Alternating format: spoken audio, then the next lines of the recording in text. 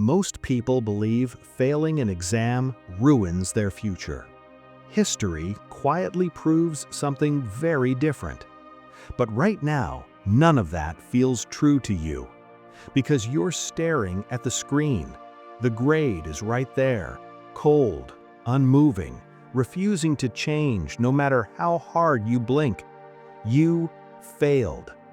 And suddenly, your stomach drops into an endless abyss. Your chest tightens. Your mind starts racing like a broken engine that refuses to stop. 1,000 thoughts attack you at once. What will my family think? What if this ruins my future? Maybe I was never smart enough to begin with. Your brain begins replaying every small decision that led here, every skipped study session, every distracted evening, every careless mistake. And now the voice inside your head whispers something cruel. Maybe you are just an imposter who has finally been exposed. You feel unheard. You feel exhausted.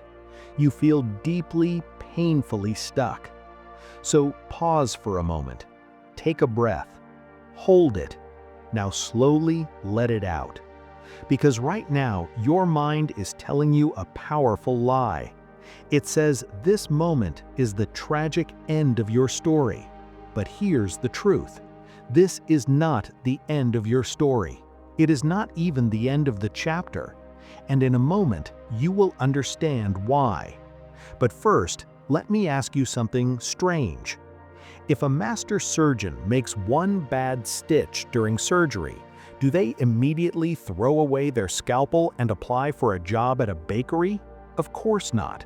So why are you preparing to abandon your entire future because of one failed exam?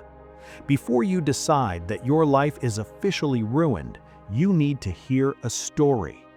A story that began nearly 1,500 years ago. A story about a man who failed so dramatically that, according to legend, he eventually lost his own limbs. And yet, somehow, he became one of the greatest symbols of resilience in human history.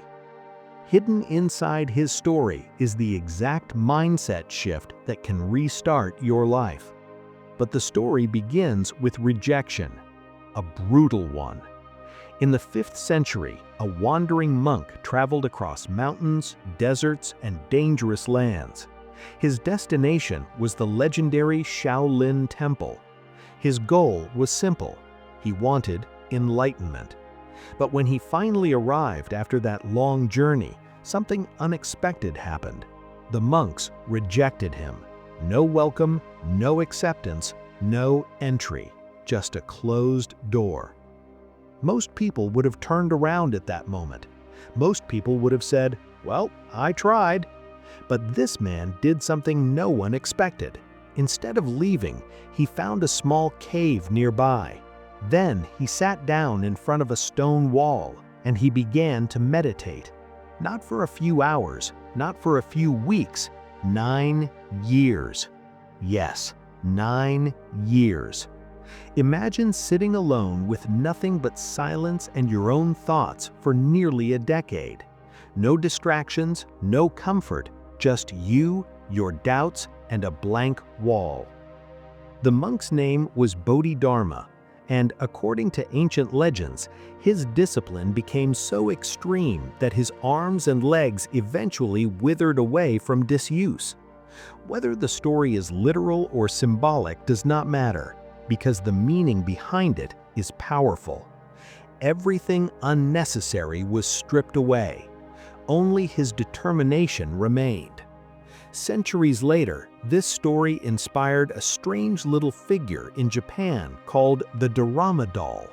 And the Daruma doll holds a fascinating secret. It has no arms, it has no legs, but its base is heavily weighted. So no matter how hard you knock it down, it always snaps back upright, again and again and again. This design represents an old Japanese proverb, "Nana korobi yauki," fall down 7 times, stand up 8. But here's the part most people never hear.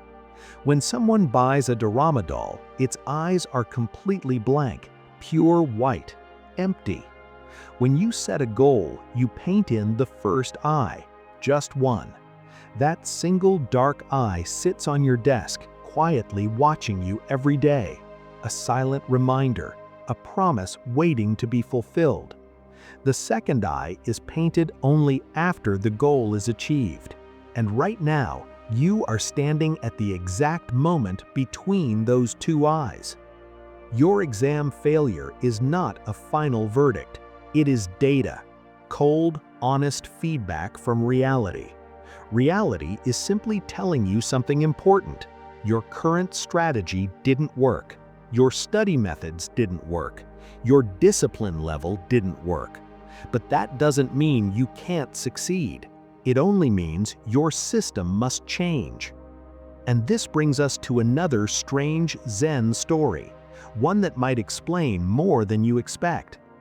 A scholar once visited a Zen master. The scholar proudly explained how much knowledge he already possessed. He spoke about philosophy, science, history, achievement. The master quietly poured tea into the scholar's cup and kept pouring. Soon the tea overflowed. It spilled across the table and onto the floor. The shocked scholar shouted, "Stop! The cup is already full!" The master calmly replied, "You are like this cup, so full of your own ideas that nothing new can enter. Come back when your cup is empty." Your failure works the same way. Sometimes the mind must be emptied before it can grow. Maybe your schedule was chaotic. Maybe your study techniques were inefficient. Maybe anxiety filled your mind so much that learning had no space to enter. Failure forces an uncomfortable but valuable reset. It empties the cup. It clears the noise. And in that empty space, something powerful can grow: resilience, focus, clarity. So here's what happens next. Not next year, not next month, tomorrow morning. You will wake up, you will open your notes, and instead of attacking yourself emotionally, you will analyze your mistakes logically. No shame, no drama, just information. Because this moment doesn't define your intelligence, it defines your response. Today you fell down for the 7th time. Tomorrow you stand up for the 8th. And when you do, you will slowly begin painting that second eye, one small action at a time. If this story gave you even a moment of calm strength, comment below, "I stand up 8." It's not just a comment, it's a quiet promise. Subscribe for more wisdom tales that help you stay steady in a loud and chaotic world. Until next time, protect your peace, empty your cup, and when life knocks you down, stand up again.